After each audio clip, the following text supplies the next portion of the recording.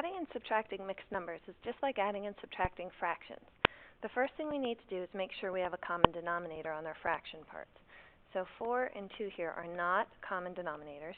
So what I'm going to do is I'm going to change them so that they have the least common denominator of 4. Okay? So the first fraction already has a common denominator of 4. So all I need to do is change 3 1/2 to be a fraction with a denominator of 4. Well, 1/2, if I give it a denominator of 4, is 2/4. So what I have in this problem, and I'm going to write it going up and down here so it's easier to work with, is I have 5 3/4 minus 3 2/4. Okay, now when it comes to mixed numbers, you're going to do this problem just like you would a regular addition or subtraction problem with tens and ones, except we're going to look at whole numbers and fractions. So the first thing I want to do here is subtract my fractions. 3/4 minus 2/4 is going to give me 1/4. And then I just go back and I subtract my numbers. 5 minus 3 gives me 2. So 5 3/4 minus 3 2/4 gives me an answer of 2 1/4.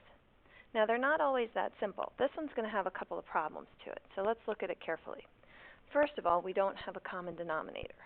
So my least common denominator for 10 and 4 is going to be 20.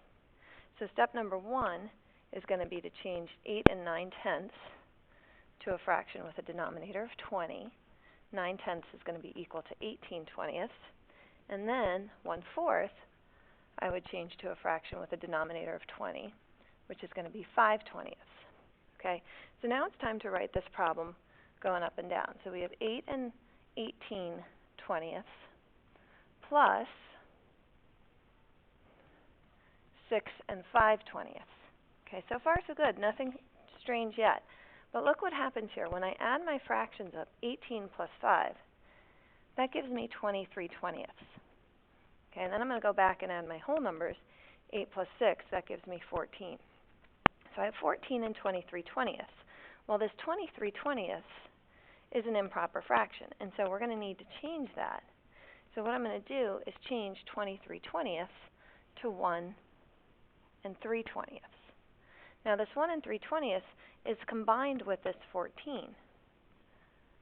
So what I really have is 15 3/20.